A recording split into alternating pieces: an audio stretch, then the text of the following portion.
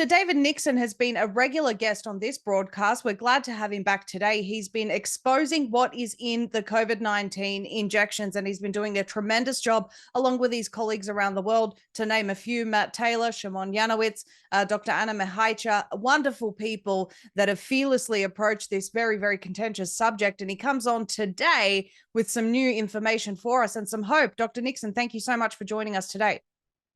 Thank you, Maria. Thank you very much for inviting me back. It's good to be able to do an update for the start of the year. Absolutely. I know that people are waiting to hear what more you've discovered and whether there is actually a way to get this out of their bodies. So please, I understand you have a presentation for us today. Yes, I'll just share my screen. Sure. Right. So I've headed this up today. There is technology in our bodies. I think certainly there's been a lot of contention and a lot of discussion about what we're actually seeing in the vaccine and seeing in the blood. I think for the purposes of this discussion, I'm certainly taking the position that there is technology in the vaccine and currently in all our bodies. And with that perspective in mind, we allow ourselves the opportunity to say, well, how do we disrupt this technology? What are we going to do about it? When you say in all of our bodies, are you saying the same level of nanotechnology that you're seeing in injected people, or is it different? In terms of what we see in the blood, I'm now seeing as much of a problem in the blood in people that haven't been vaccinated as people that have been vaccinated. Can I ask? Oh, sorry, no, continue. I have so many questions. Go on. Yeah, that's fine. But in terms of just rewind that. Yeah, in terms of ribbons and technology that we've been seeing in the blood for some time, and the relay formation, which I'm sure you will recall is the micro blood clotting that we see in the blood. Yes. That does tend to be worse in people that have been vaccinated, but I've also seen significant amount in people that haven't been vaccinated. So can I ask, in the people that haven't been, have they been in close contact with people that have been injected, intimate perhaps, or is it a mixed group? Have you gone to that level of sort of questioning with these people? Yeah, I think there's environmental exposure. I think that's the big problem that we're facing. I think that's more of a problem than the shedding. Right. I think focusing on the shedding just increases anxiety and increases social distress. And I'm not sure that is necessarily the main mechanism. But certainly there's detectable contaminants in the rainwater, and in drinking water, and in supplements, and in food. So that maybe that's something we could come back to at a second conversation, but certainly there are those concerns. Well, I also wonder, because these contaminants aren't new, but it seems that these things appearing in the blood started at the time of the injection rollout. Now, while uninjected people are presenting with this in their blood, could it be that they've ramped up the contamination of our water supply, our skies, our foods in this time as well? I think so. I think it's exactly what's happened. Right. If I was to look at the picture and try and guess what I think's going on and what's been said in the past, I wonder whether by this stage of the plan we weren't all supposed to have 6 or 7 vaccinations. Certainly Scott Morrison bought enough for 8 or 10 for every person in the country, and Yes. there's been any paid for, so presumably that was the plan. So we've got a lot less technology in our bodies than what they wanted by the vaccination. So I wonder whether they're trying to do it in other ways. Is it appearing in the same, does it look the same in injected and uninjected people, Dr. Nixon? Yes, I've got a few Okay, pictures at the end of the presentation, sure. and two from an unvaccinated patient. Okay, And well, two of mine. please take us through it.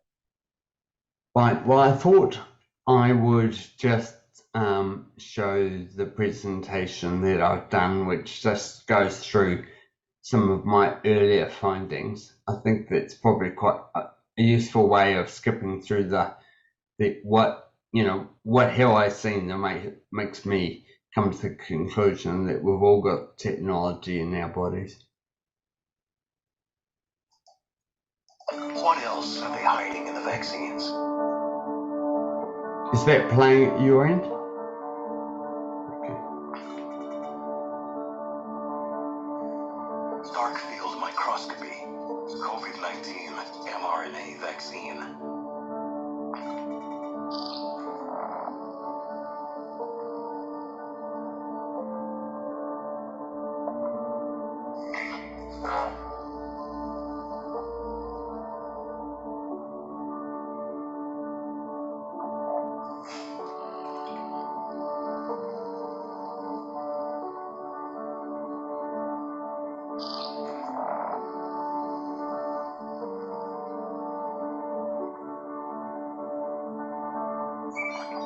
Is this what the fourth industrial revolution looks like?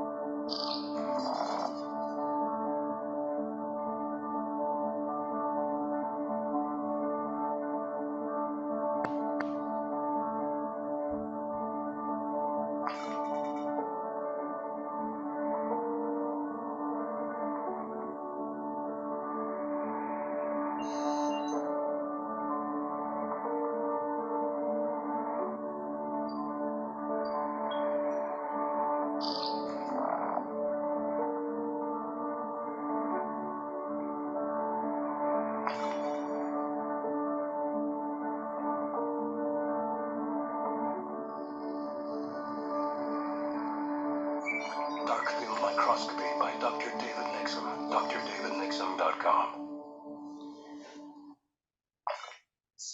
So that certainly covers quite a bit of the stuff that I've seen in the last 6 months. Well, it's not, I'll tell you what, I've watched that video several times since you first sent it to me, and every single time it doesn't cease to amaze me or shock me, especially with the quotes that you've included from the globalist mouths themselves about it changing us being hackable animals, all of the above. I think that perhaps the injections were a quicker delivery system for what these people are trying to do, but their entire goal depends on us merging with AI. It's shocking. It's shocking to see this inside of human beings. It is, and I think we should just, for a moment, we don't have to accept this long term, but for a moment, in the purposes of this discussion, accept the fact that they've said they're going to do this, and it looks like they are making an attempt to do it. What else? Yeah, so this is that video without any soundtrack, and at various speeds, and it's the sort of thing you can watch quite a bit. The most amazing bit for me is what's going on here. I don't think it's possible to look at this and really look at the spinning motion and the levers and the lights and not think that, and to think that this is some sort of natural process. There's sort of no way that this can be a natural process. No, it's not possible. I mean, I remember the first time you showed me this. For the people that don't know that are watching, I was in the car and Dr. Nixon rang me and he said, "We've got to do an interview now. If I don't bring this out, I don't know if anyone will ever see it." You know, it was just it was really shocking. And so late in the afternoon, we got on, and it was the first time that I'd watched it, and I was just in absolute shock. That video went around the world, Dr. Nixon, and people are really starting to catch on to what the fourth industrial revolution actually is about. Yes. Yeah. So with discussions I've had with Shimon, that's where wonder whether this is a cloud of lipid nanoparticles that are actually supplying materials to the edge of the crystal as the crystal grows. And these structures on the outside, which are glowing, certainly seem to be conducting some level of charge as well. How do you know that? Well, good question. When I've done some experiments with magnets and I've had these materials in a magnetic field, they do at times start glowing and the spheres become smaller and much more spherical. Right.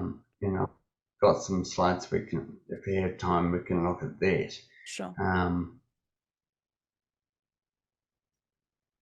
It can be difficult to tell whether it's an EMF field or a magnetic field that's actually creating this situation.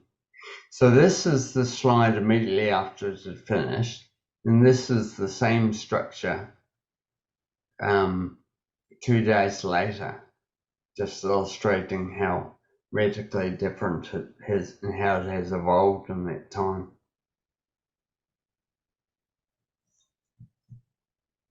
And was this exposed? I know that you've done tests where things are exposed to a router, some aren't. So I'm presuming that that was exposed to a router when it changed appearance. Correct. Right. Yeah, correct.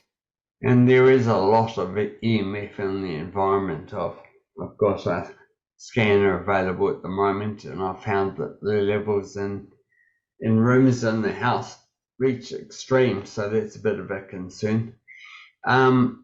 This is another construction video. It's a bit different from the previous one. This was one I took recently, and this is within the first sort of 12 hours of it forming, and you can see lots of lights coming on. Do we know what those little lights are yet, Dr. Nixon? No, we don't. Somebody has suggested they look like they're coming on when a connection has been made, but no, we don't know. But right. They don't look natural. And within this here, there's this ball here with a spherical structure which goes up and down. This lever which moves, this long linear structure which moves sideways, and there's patterns of lights that look like rev counters or something that go up and down. I think it's in here. Yeah, this one. I mean, it's just astonishing. Even the other sort of angular structure that looked like one of those arms you showed me last time in the last scene, sort of coming around the side of that. It's like it in here. I think it was to the top right. I can't see it in this shot. In the previous shot, yeah, but it doesn't matter. I mean, the whole thing is just astounding to see. And this is, again, I'm presuming Pfizer. Correct. Yeah, all of these shots have been with the Pfizer vaccine. Have we replicated this with Moderna? No. I have seen some small non-complex structures in Moderna, but nothing like this. Right. Interesting. Considering Moderna's the future mRNA provider of choice for Australia, we're building the Moderna facility with Monash, and all the other another 100 million doses coming out of Australia of Moderna. So it's interesting that they chose Moderna over Pfizer. Maybe Pfizer's getting a really bad rap. You hear more about Pfizer, being Pfizered, or there's a lot about Pfizer, but not as much hate out there with Moderna, I guess. I mean, people can't stand them, but there's more attention on Pfizer. Maybe that's been intentional. Yes, and although we see this in the Pfizer, we just don't know what's happening at the smaller scale in the Moderna, or what's going on in respect to other aspects of the technology. Right. So, why is it important to accept? I mean, the fact that the globalists are communicating very clearly that that's what their intention is. If we don't accept that we are fundamentally dealing with technology, then we won't be looking in the right places for the answers. And I like this relaxed photo of Albert Einstein. We cannot solve our problems with the same thinking we used when we created them. I don't think this is a medical solution so much as a chemical one or a physics one. The question then becomes, how can we disrupt the technology? And further question that Matt Taylor and I were discussing was, if we can disrupt the technology, is the technology interfering with complex systems? So is the same technology responsible for the cardiovascular disruption, the respiratory disruption, the neurological problems? And if we can satisfactorily disrupt the technology, are we going to get significant improvement in people's health? Very likely. Can we use colloidal gold? There's certainly been some evidence that colloidal gold degenerates the technology better than anything else. So I've been looking into that. Have you had any results with that? I have.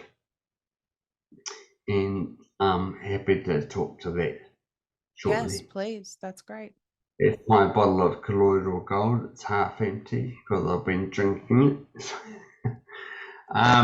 This is the sort of experiment I've been doing. I've been putting drops of Pfizer solution on the slide and then watching it dry. I usually try and get the drops on top of each other. I missed it a little bit with this one. And then I can watch it dry out, and very soon crystallization starts happening. And it always crystallizes in a very characteristic fashion. There's lots of right angles.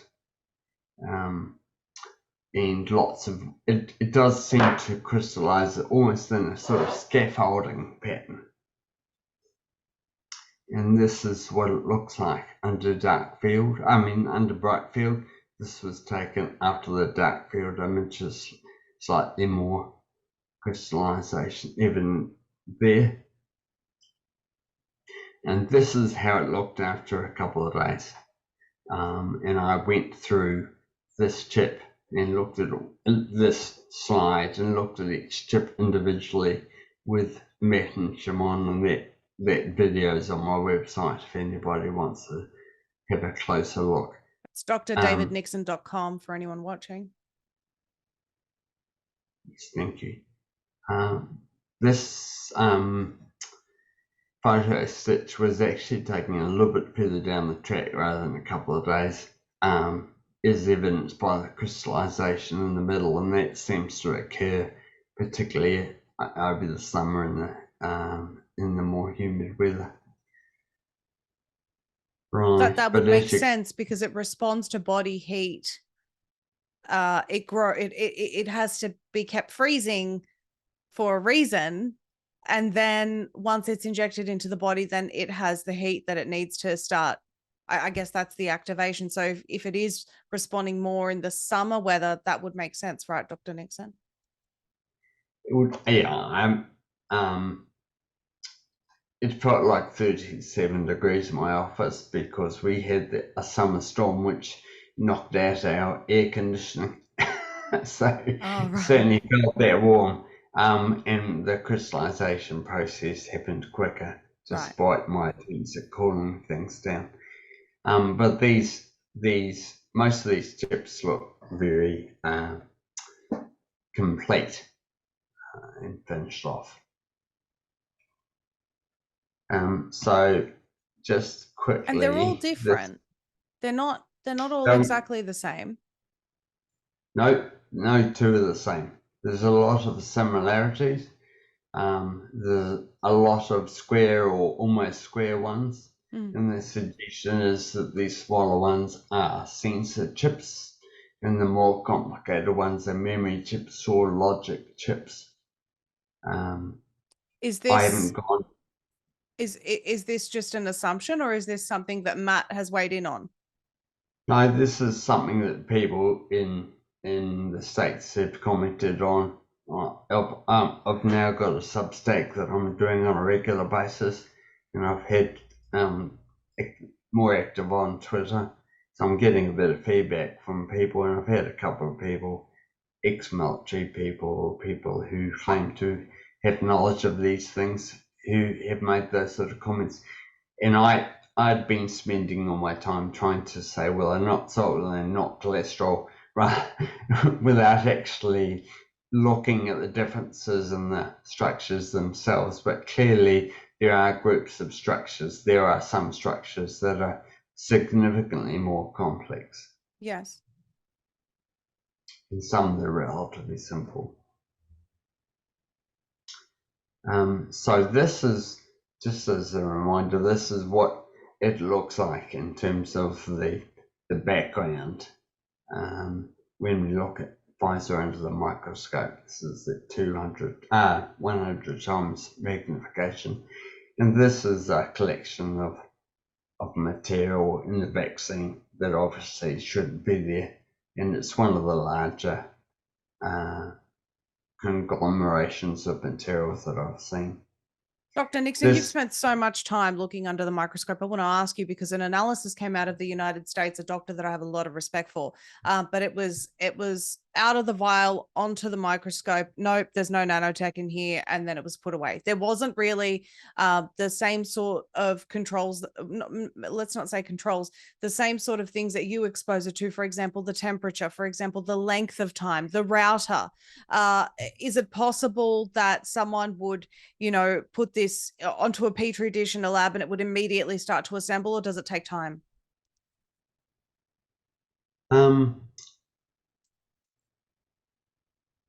I think that structure has assembled within the syringe, in which I've been having in the fridge for some weeks.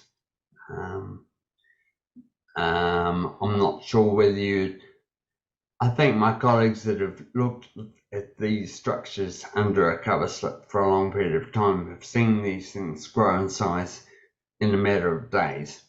But I think you need more than just a cursory look straight out of the vial.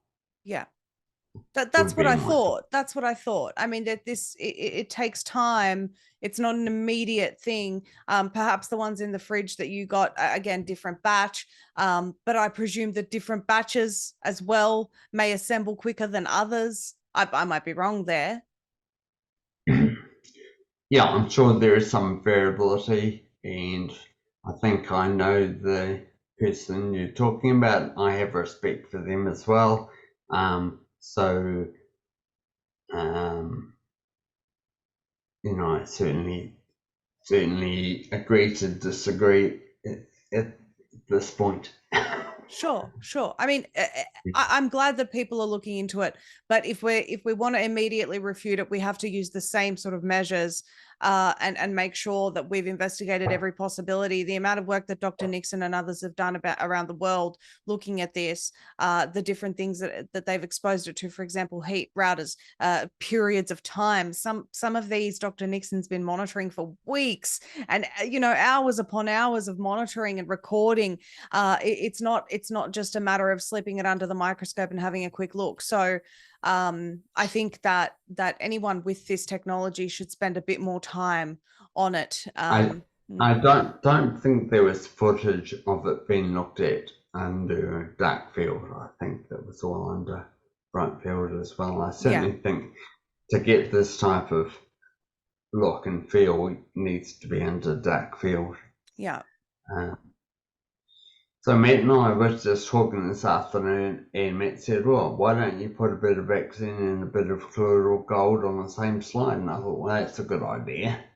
That's a good idea. Matt always likes to do things like that. So that was indeed what I did. So this is from this afternoon. This is a drop of Pfizer injection and a smaller drop of colloidal gold.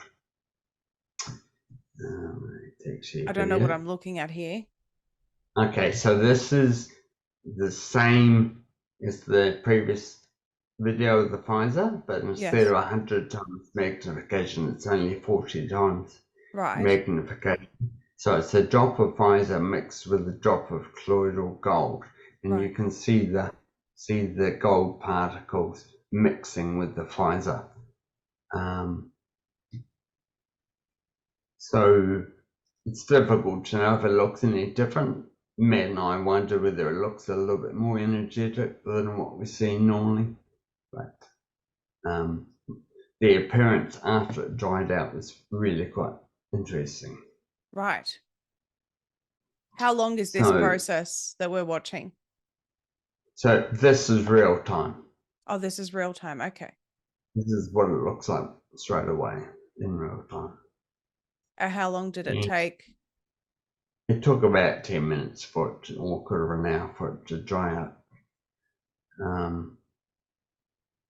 And then I got that view. And it's interesting, the gold particles are concentrated around the outside. I guess that's reasonable. But they are distributed pretty much throughout. So what does this actually mean? When you see the distribution of those gold particles, are they somehow destroying the nanotechnology, or? I think it's going to disrupt the function of the technology. Normally, I see small squares appearing at the periphery of the drop, but I'm sure that's not going to happen with the gold being present in that area. The other thing is there's been a major disruption of this lattice network. So this was the lattice network when it stopped moving. This is how it appeared in bright field. Yes. But if I can compare the two, you can see that this one on this side has got a lot of right angles and straight, and it looks like scaffolding, whereas this one looks completely different from what I normally see. There's not a lot of side bars. This is very devoid of major structures. It just looks quite different. It was also very slow.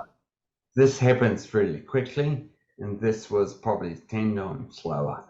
So it was less than an order of magnitude slower to develop. And we can see it's really fundamentally different. And, I suspect this latter structure is really important for the subsequent crystal and chip development. So I think even seeing that is really hopeful. That's huge. It's really important because it means hopefully we can stop further development of this tech. Yes, and buy more time while we continue to investigate about the completely getting out of the body if possible. Well, the body has there are detox processes, and this EDTA and Mahaltia has been doing a lot of work using intravenous EDTA, but I think we can do it as foot soaks and cream, which is going to be considerably cheaper and more readily available. So that's going to be something else I'm looking at. Thank you so much, But Dr. Nixon, for doing this. I mean, there is no one else in our country that's looked into this at this level and has actually come out with help as well for people and said, look, I found something that's working. I mean, this is a humongous discovery, and I'm encouraging everyone that's watching this right now to share this everywhere, because this could help so many people. This is huge. It could prevent I death. think, yeah, I think it could be helpful, and I think if people improve with this, we've then got an army of people to get stuck into the next lot of things that need to be done. Absolutely. People that have been adversely affected and struggling with their health aren't really available to talk to. That's right. That's right. They're focusing more on getting better, and I don't blame them. Yeah. But No, if we have people that neither are, do I. I mean, everybody who's had the vaccine's been conned or been coerced or both. yes, So, they have. So and, is this and just when, another angle of what we just saw? so this is what happened overnight one night. All of the chips on this side disappeared, and this hydrogel or this lattice structure started growing. This is this is a much bigger drop. This is probably 20 times the size of the previous drop. But this whole area covered in 20 minutes and really fast. So I think I put this on just to look at the lattice structure and the scaffolding that we normally see compared with what I see when I put the colloidal gold on top. It's really, it makes your skin It's crawl. fundamental. Yeah. But we've fundamentally shifted things. So I think that's pretty exciting. It absolutely is. This is huge. So this is those structures again in dark field, and I just want to focus on these two bottom ones. So this is an experiment that I ran about 2 weeks ago.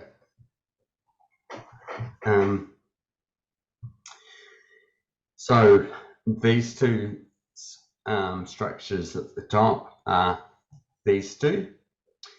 This is dark field, this is in bright field, and this process is sped up about 400 times less, probably more actually.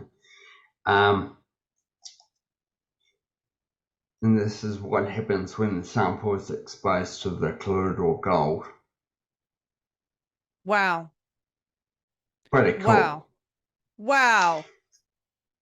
So the really, really awesome thing about this is exposure at a distance. What So do you mean by that? the colloidal gold didn't actually come into contact with the sample. You serious? Why would, okay, serious. I have a question. Why would colloidal gold be working like this? I obviously know very little about it. Why would it be working this effectively? Yeah, it is. Yeah, I don't know the answers to that question. I know that colloidal gold carries an electric charge. We make it with the process of electrolysis. It can be made in the home. I certainly would envisage that we decentralize the production of colloidal gold and have it appear at every Saturday market and every Wednesday market in the country. But it carries an electric charge and it's able to act at this tech at a distance. Wow, that is astounding. We're only talking a millimeter, and with some of these experiments, I included an air gap as well. So that drop went from that to that. Wow. Within about 2 hours, without touching the sample. So if I'd actually ran the drop into the sample, it would have wiped out everything. You wouldn't have seen anything. Have you got test results, Dr. Nixon, from your patients that you're able to share anonymously with us to show the results, or is that still coming? Most of that's still coming. Sure. I'm suspended from clinical practice at the moment, but I'm allowed to do research. So I'm doing some research on this. So I'll let you know. But I do have one patient who's keen to let everybody know about his experiences. So I'll let you know about Patrick at the end. Yes, wonderful. So Matt and I had a good time blowing things up. So he's a typical rocket engineer. He likes blowing things up. So this video is really interesting from the point of view of this structure here, which is actually incorporated inside the larger structure and exits the larger structure. So, you know, clearly this is not a natural process. Yes, you can see them exiting. Wow. Yeah, tricky, isn't it? So, and these structures here, when the structures are not in an electric field or magnetic field or a field of some sort, they're not round like this. So this round, tight, spherical structure is what I see when the matrix is in an electric field. This is another one. This is a small chip with quite a lot going on. This is probably running a little bit fast, so I'll stop it halfway through. So what I've done here is I've put the colloidal gold away from the sample. It's probably separated by a few millimeters. Right. And whilst the colloidal gold is in solution, the structure gets smaller. When the colloidal gold dries out, which is about here, it starts getting bigger again. But it doesn't form the same structure. So it started off with there, yes, came back to that, but it reutilized that donut structure. That is that suggesting that people would have to continue to consume colloidal gold all the time? No, I just think the colloidal gold's not active when it's not in solution, and obviously if it's in your body, it's in solution. So. Right. Okay, I understand. But the effect it's having is only having an effect when it's in solution, when it dries out. So I put a bit more on, and it very rapidly disappeared. I'm going to slow that down. That's amazing. That is amazing. Wow. Dr. Nixon, this is such great news. I mean, I'm so excited. Now, everyone that's watching this is going to go out and buy colloidal gold and potentially buy really bad quality colloidal gold. And so, you know, I'd be cautious of which one you're actually buying. Is there a particular brand that you can recommend, Dr. Nixon, that you know is good? No, I can't. No. And okay. It's certainly something that we're going to have to. I'm not sure how much you need. I suspect you may not need it much. I suspect we can give it sublingual via a spray bottle under the tongue, in which case you'll need less again. Right. That'll make it go further. And be less expensive. It's not particularly expensive, but it's going to be beyond the reach of some. Yes. So we're going to need to look at how we manage that, and clearly that can be done by anybody who's electrically savvy, and schools could do it, men's sheds could do it, markets could do it. Yeah. So it's something that we can decentralize. Brilliant. But it does need to be done with care, because it involves electricity and water in relatively close proximity, so people do need to be careful. It can be done using a laptop power supply, distilled water and a couple of electrodes, and a lot of people are familiar with making colloidal silver. It's probably worth having a quick discussion about that. This benefit doesn't appear to happen with colloidal silver. Right. I've got other brands of colloidal gold to try. I've got colloidal silver to try, and I'll be running those tests over the next couple of weeks. But this is something we can try, and I'm keen to do so. But I think we need to be aware of what's happening with the blood. Two of these slides are from myself. Two of them are from an unvaccinated friend. And,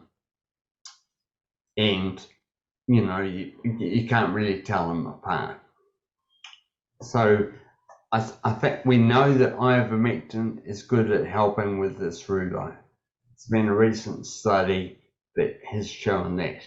And interestingly, it's an electrical, it's thought to be an electrical change that results in this. So red blood cells normally carry a negative charge and they repel each other. That's why you normally see a nice separated appearance, but due to the toxicity and the metabolic stress, they lose that charge and they stick together.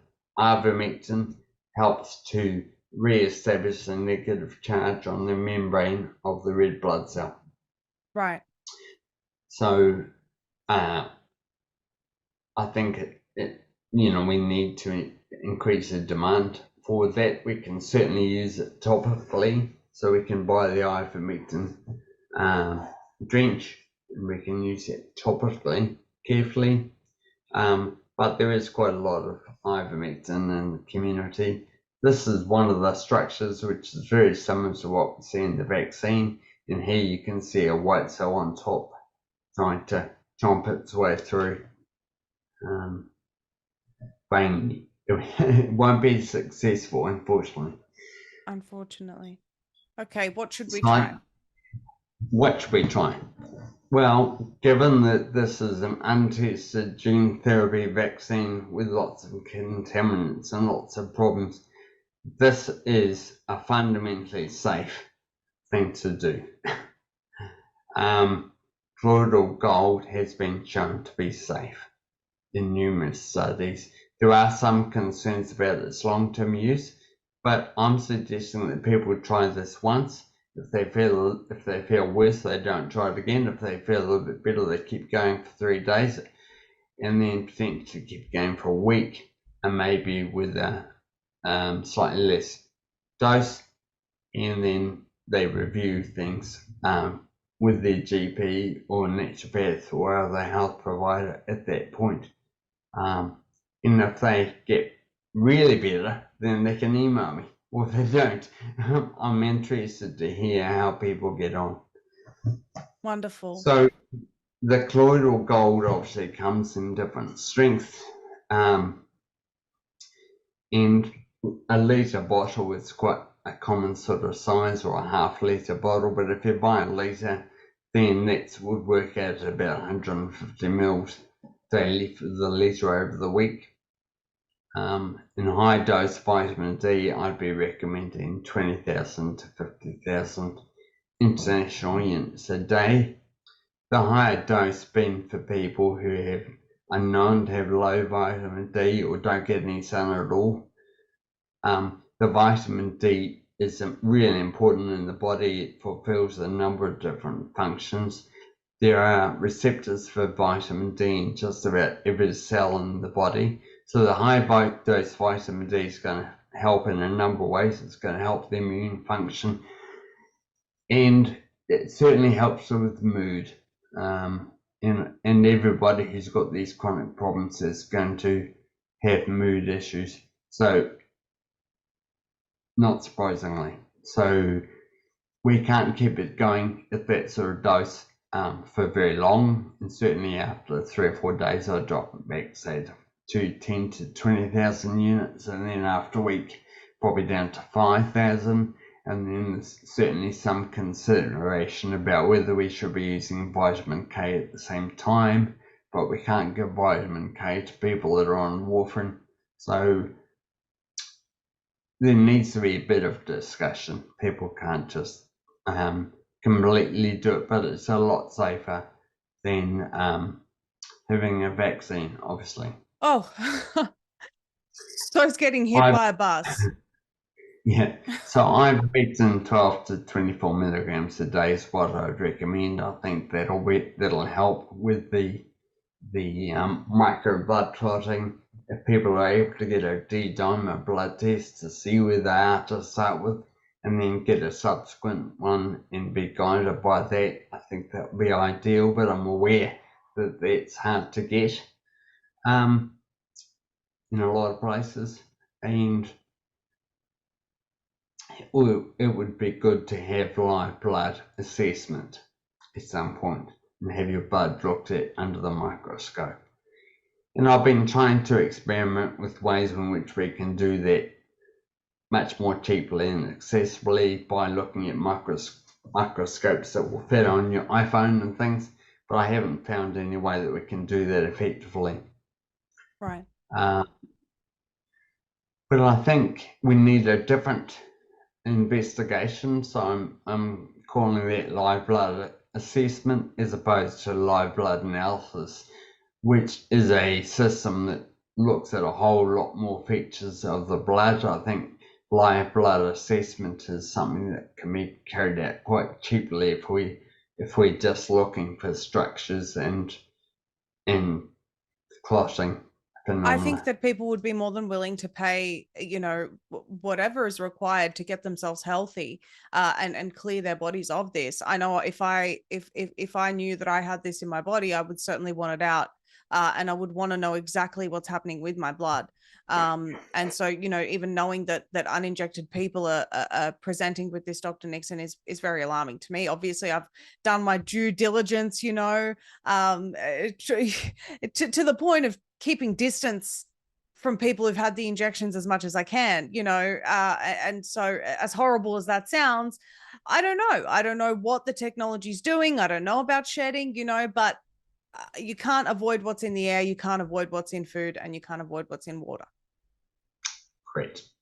So we all need to have our blood looked at, but most medical professionals and the government aren't going to want to look at colloidal gold, high dose vitamin D and ivermectin, and they're not going to want to look at blood. So we're going to need to do this in an alternative space. Yes, we are. I will be looking into, what I can share with people, and if there's any way that I can help with this, if it's working this well, let's get the message out there just for everyone watching. If you're watching this on Rumble or zmedia.com, whichever, please do share it. Tell people to subscribe. We'll have regular updates with Dr. Nixon regularly. Subscribe to this channel, subscribe to Z Media, get updates. Go to my Telegram, visit Dr. Nixon's website regularly, because no one in the world is tackling these subjects like Dr. Nixon at this present point in time. I'll tell you what, short of, the work that LaQuinta Columna's done, I don't know anyone like Dr. Nixon. So we're so grateful for you. Do you have anything else that you need to show us today, Dr. Nixon? No, I think it's useful just to limit it to that. There's certainly a lot of longer videos going around, and we won't contribute to that. Well, no, we appreciate everything that you've done so much, Dr. Nixon, and thank you for your commitment to this. You're someone that was silenced by the government and they've stopped you from practicing because you told the truth. And there are many times in history that this has happened. There are many times in history that doctors have been stopped from practicing because they've been on the right side of history rather than the wrong side. And you're one of those, Dr. Nixon. And we're just grateful for all of your effort, and we look forward to further updates from you. You're welcome, Maria, and I'll look forward to catching up in a couple of weeks, at which stage I'll have more patient feedback and I can present some. Most definitely. Thank you again for your time. Z Media is proud to announce our limited time partnership with Gold Stackers, Australia's leading dealer of gold and silver bullion. In such uncertain times in the market, many are switching to lasting physical assets like gold and silver rather than depending on the crumbling financial system. Gold Stackers is an Aussie partner you can trust. They have a huge range of available gold and silver at competitive prices, a friendly, experienced team on standby for all of your questions, are family-owned and have been specialising in precious metals for over 40 years. They're looking forward to helping anyone that has come through Z Media, so click the link in the description below or call 1300 618 363 Let them know you've come through us and secure your wealth today.